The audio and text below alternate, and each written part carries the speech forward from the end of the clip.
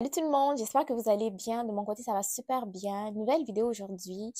C'est une vidéo que j'ai hésité longtemps à faire, mais je me suis dit à un moment donné, il faut que tu fasses cette vidéo parce que c'est quand même des sujets très importants. OK? Donc, vous allez découvrir de quoi est-ce qu'il s'agit. Mais avant de commencer, en fait, je voulais juste vous dire que, vous voyez d'ailleurs, que je suis une immigrante. Ouais? Même si je suis devenue citoyenne canadienne, mais je suis immigrante.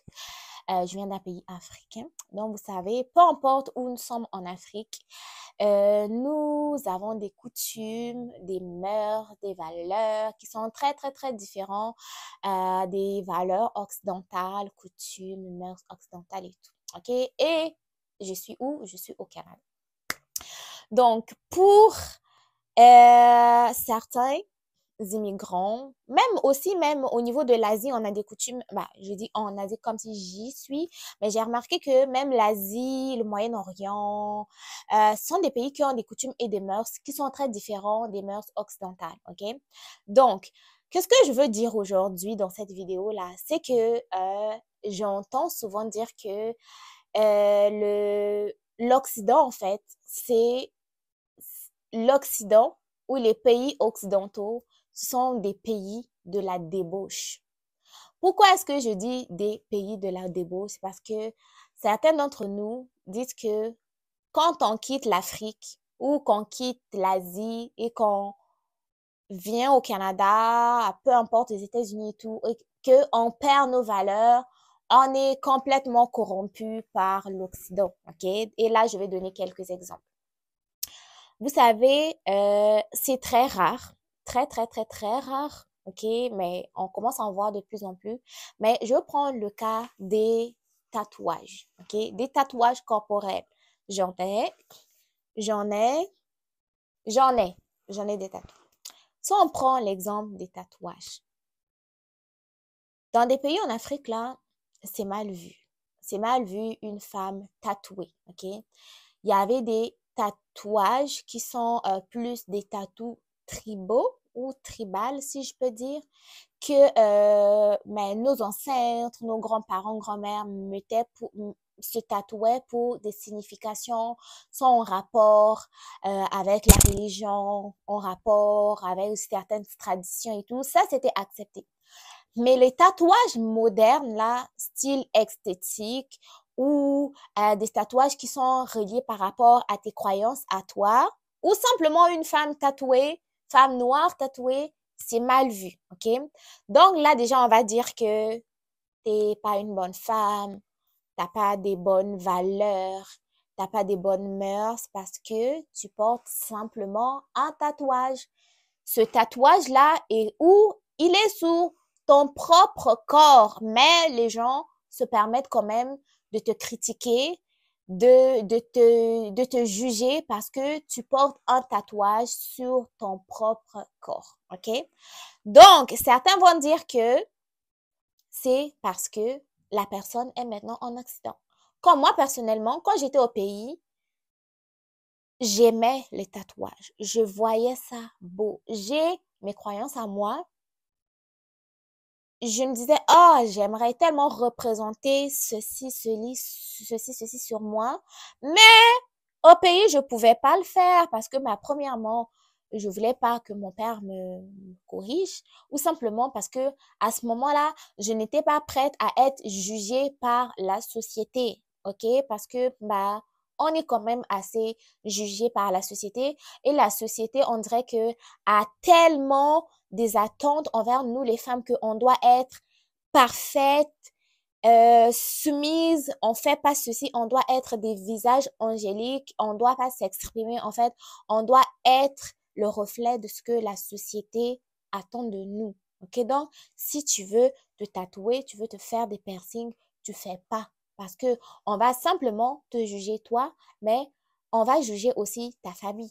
Et toi, tu veux pas que ta famille soit jugée à cause de toi. Donc, tu tais tes désirs, tu tais ce que tu veux être, OK? Donc, ça, c'est les tatouages. Donc, pour ma part, j'en avais pas au pays. Quand je suis arrivée au Canada, on dirait qu'il y a eu une sorte de liberté. Une liberté d'être qui je suis vraiment, une liberté de faire ce que je veux, mais on dirait que être au Canada, ça m'a montré que ma vie m'appartient à moi. Ma vie n'appartient pas à la société. Ma vie à moi n'appartient pas à ma famille, mais ma vie à moi m'appartient. Donc, si je dois faire quelque chose que mon être désire et que les gens vont juger, oui, j'accepte que vous me jugez moi, mais si vous portez aussi un jugement envers ma famille ou mon pays et tout, ça, c'est votre problème. Parce que moi, je suis moi. Je ne suis pas les autres, OK? Donc, en arrivant ici, on dirait que j'ai découvert qui j'étais, j'ai découvert que j'avais des droits, j'ai découvert que je pouvais en fait, faire ce que je voulais de mon propre corps. Parce que, qu'on le veuille ou non, quand on décède, on est seul dans notre tombe. Il n'y a personne qui vient nous accompagner, OK? Les personnes qui nous ont jugés ou les personnes qu'on a jugées à cause de nous, là, ils ne vont pas nous accompagner, OK? Donc, je me suis dit, pourquoi taire mes désirs? Pourquoi taire mes envies? Parce que j'ai peur qu'on me juge. S'ils me jugent, ben c'est eux qui ont le temps de me juger, c'est eux qui ont l'énergie pour me juger, mais moi, je les juge pas. Ma vie à moi, je la vis à moi. C'est pas eux qui vivent ma vie. Je ne vivrai pas leur vie à eux non plus. Donc, pourquoi ne pas être moi? Pourquoi ne pas m'exprimer? Pourquoi ne pas m'accepter telle que je suis et vivre selon les envies des autres? Donc, le fait d'arriver au Canada, m'a fait découvrir qui j'étais et m'a fait écouter, m'a fait m'écouter moi-même. OK? Donc, ce que je voulais faire de moi, sans rien faire de mal à personne, je l'ai fait. Je voulais me tatouer, je l'ai fait. Je voulais faire mes piercings sur mon nez, je l'ai fait parce que je ne dérange personne. C'est mon corps à moi, c'est le corps de personne d'autre, c'est le mien. Donc, je fais ce que je veux de moi. Les gens vont me juger, j'accepte les jugements, c'est eux qui ont le temps de le faire. Donc, pour une personne qui vient d'une société assez traditionnelle, dans, en fait, des sociétés qui vont être très, très, très, comment dire, très opprimantes, ça peut être quand même difficile pareil, même si la personne vient en Occident. Donc, l'Occident, en fait, c'est pas, moi, pour ma part, en tout cas au Canada, ça n'a pas, je vois pas que c'est un pays de débauche et tout. En fait, c'est un pays où la liberté est individuelle. En fait, chaque personne compte, les envies, les droits de chaque personne comptent au même point d'égalité, que ce soit une femme, que ce soit un homme, vous avez tous les mêmes droits d'être juste vous-même. C'est pour ça que certaines personnes vont venir ici, par exemple des femmes ou des hommes qui sont mariés, ils ont été mariés là-bas au pays, ils arrivent ici, finalement, ils trouvent que ah ben finalement ils n'étaient pas heureux dans le mariage, soit ils vont divorcer, peut-être qu'ils voulaient pas épouser cette personne-là, ils vont divorcer. Ou peut-être aussi, c'était des hommes ou des femmes qui voulaient avoir un rôle dans la société, qui voulaient travailler, aider leurs conjoints, conjointes à, euh, je sais pas moi, à développer leur famille. Mais parfois, vous savez, il y a des sociétés qui oppriment, qui oppressent encore les femmes, qui les interdisent de travailler, alors que, en fait, tout le monde le fait de travailler ne t'empêche pas d'être une femme à la maison, d'être un homme pour sa famille, de pouvoir s'occuper des personnes qu'on aime, ok? Donc, il y a certaines personnes qui vont venir et du coup, ça va être en contradiction avec les valeurs de chez eux et des fois, ben, les personnes vont se séparer, ils vont dire, ah, ben, c'est les femmes du Canada, hein. Ah, mais vous savez, c'est les hommes du Canada, hein. Mais des fois, non, en fait, le Canada, c'est comme si il vient simplement extérioriser ce que vous aviez enfoui en vous, en fait. C'est ce que moi, je trouve, OK? Il vient simplement extérioriser ce que vous avez enfoui en vous, OK? Donc, côté d'expression de soi, je trouve que ben, au Canada, on est plus libre d'exprimer qui on est. Je vais prendre aussi un exemple où des gens vont peut-être me critiquer, m'insulter ou autre. les droits et libertés des personnes LGBTQ+, je sais pas, on est rendu jusqu'à où en ce moment. Mais vous savez, là, la sexualité des gens n'a pas à nous déranger.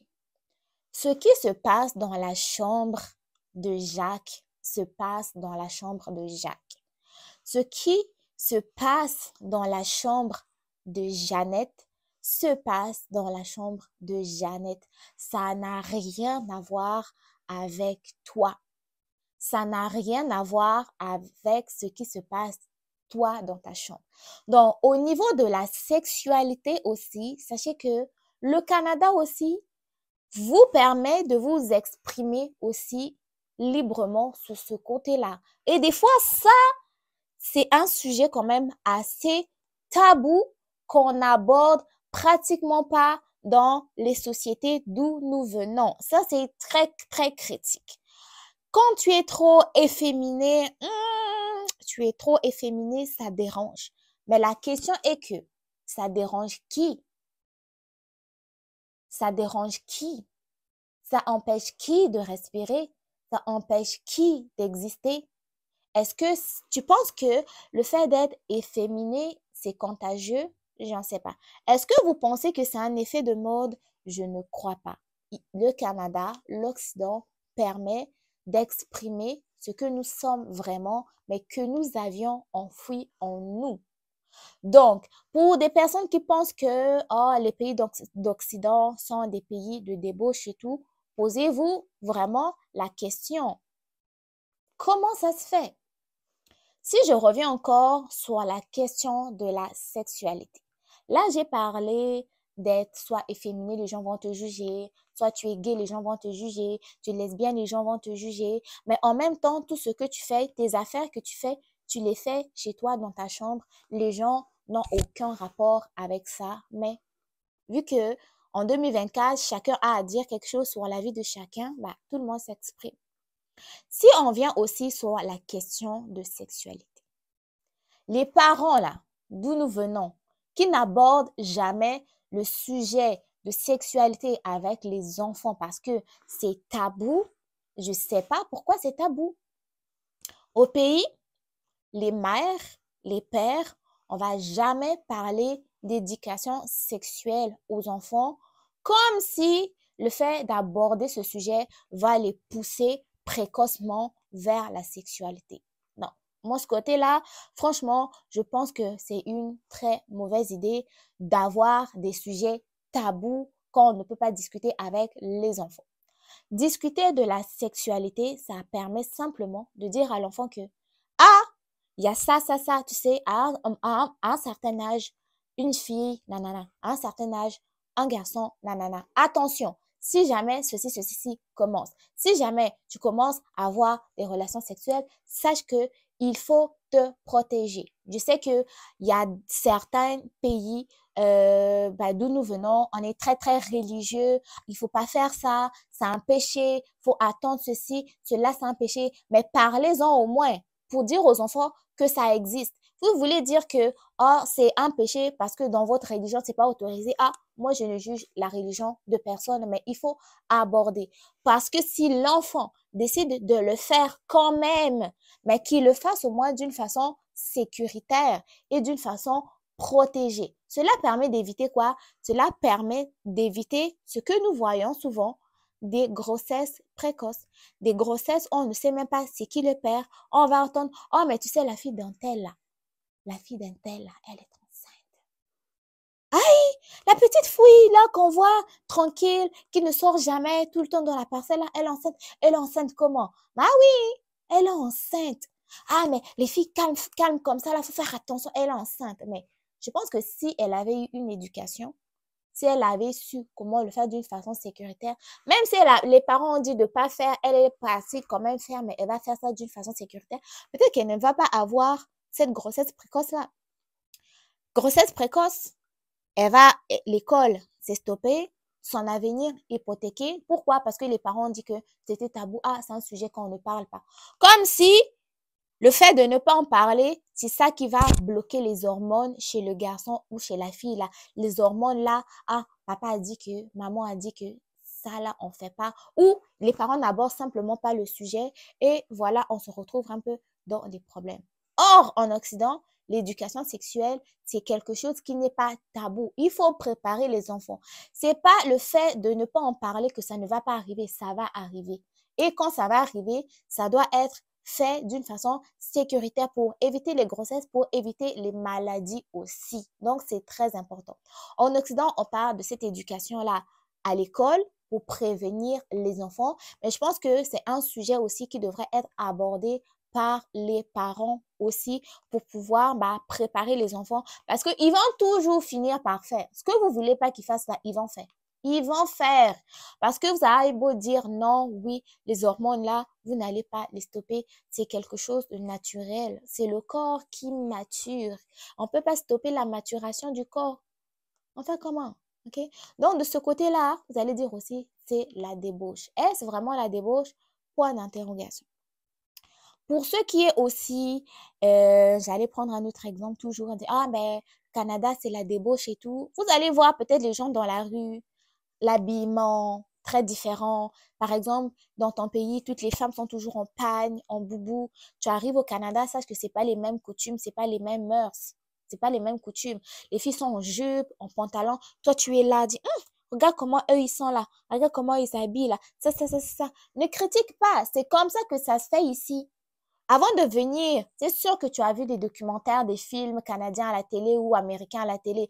Donc, tu t'attends à quoi? Que quand tu vas venir, tout le monde va être couvert? Non. Sache que les coutumes de chez toi, les traditions, les mœurs sont très, très, très différents du Canada. Donc, quand tu viens au Canada, soit tu acceptes les mœurs ou soit tu gardes les tiens, mais pas la peine de critiquer les mœurs de là où tu vas. On dit que, il y a un dicton qui dit que quand on va dans un village et que tout le monde danse sur un pied, toi aussi, tu danses sur un pied. Mais ça ne veut pas dire que si dans ton pays, tu dois t'habiller d'une certaine façon et que tu arrives au Canada, tu es obligé de t'habiller comme les Canadiens. Non, tu peux continuer à t'habiller tel que tu t'habillais dans ton pays, mais simplement ne pas dénigrer, critiquer la culture du pays où tu viens habiter. Donc, moi, de ce côté-là, je vais quand même plus m'arrêter ici. Juste vous dire que sûrement, pas sûrement, c'est clair que ça va vous surprendre. Les mœurs au Canada, c'est pas pareil. Ici, au Canada, les ados sont libres d'avoir des petits copains, des petites copines. C'est normal. Ils ont le droit parce que la santé sexuelle aussi est un droit individuel, OK? Donc, dans votre pays, ça ne sera pas la même chose, mais ne soyez pas surpris. Dans votre pays, il n'y a personne qui porte des mini-jupes. Quand vous allez arriver ici, ne soyez pas surpris. Dans votre pays, il y a des femmes qui ne se tatouent pas, même les hommes qui ne se tatouent pas. Mais si vous arrivez ici, ne soyez pas surpris. Dans votre pays, il y a des femmes qui ne portent pas des perruques, qui ne mettent pas de maquillage, qui ne portent pas de piercing. Ne soyez pas surpris si vous arrivez ici. Mais si jamais vous venez avec votre soeur, votre fille commence à adopter la mode canadienne, soit simplement que la personne veut exprimer qui elle est, mais vous n'allez pas dire, ah, le Canada a corrompu mes enfants. On est ce qu'on est, nous avons une certaine personnalité. Oui, on peut copier, mais on ne peut pas corrompre vraiment qui on est vraiment. Okay? Je ne sais pas si vous comprenez un peu ce que je veux dire, mais on ne peut pas changer la personne que nous sommes. Même si on a beau avoir... Moi, il y a des gens, OK, je fais cette vidéo parce qu'il y a des gens, ils ont beau me critiquer. Oh, mais toi, tu as des tatouages, tu as des piercings, c'est pas digne de toi. Sais-tu ce qui est digne? Qui es-tu en fait pour me dire que ça, c'est pas digne de moi? Qu'est-ce que le fait que j'ai des tatous, le fait que j'ai des piercings change de ce que je suis vraiment? Seules les personnes qui sont à côté de moi savent qui je suis vraiment, m'acceptent telle que je suis parce que le fait d'avoir des tatous des piercings, c'est moi. Donc, ces personnes-là me prennent dans toute mon entièreté. Donc, il n'y a personne qui va dire que ça, c'est pas digne de toi, ça, c'est pas digne. Tu es qui pour me juger? Tu es qui pour me juger? Je suis ce que je suis. De toute façon, j'ai percé. C'est pas parce que tu as dit que c'est pas digne de moi que je vais enlever. Moi seule sais ce qui est bien pour moi et c'est les personnes autour de moi qui savent qui je suis. Donc, mon apparence que tu vois de moi ne va pas te permettre de me juger. Je suis ce que je suis. Les personnes qui sont avec moi, les personnes qui m'aiment savent qui est Alliance vraiment et savent que ben, ces tatous, ces piercings la représentent qui elle est et on l'accepte comme ça. Donc, quand vous venez dans un nouveau pays, acceptez les gens tels qu'ils sont, apprenez à vivre avec les gens tels qu'ils sont. N'essayez pas de changer les gens à votre convenance, mais prenez-les tels qu'ils sont. Donc, si vous n'êtes pas en accord avec ce qu'ils sont, ce qu'ils représentent, simplement ben, restez dans votre coin. Mais vous n'avez pas à juger ce que les personnes sont ou à décider de ce qui est bon ou n'est pas bon pour ces personnes-là. Donc, pour conclure, je dirais pas que l'Occident ou le Canada est un pays. Bon, l'Occident, c'est pas le Canada, il y a plusieurs pays en Occident, mais moi, je parle plus du Canada. C'est pas un pays de débauche, c'est simplement un pays d'expression de soi. Soit on accepte ou on n'accepte pas, mais ça sert à rien de juger et de critiquer les gens. Donc, posez-vous la question, qui êtes-vous vraiment? Voilà, merci de m'avoir regardé. Je vais arrêter là pour aujourd'hui. N'oubliez pas de liker si vous avez aimé et j'ai vraiment très hâte de vous lire dans les commentaires. Bye bye.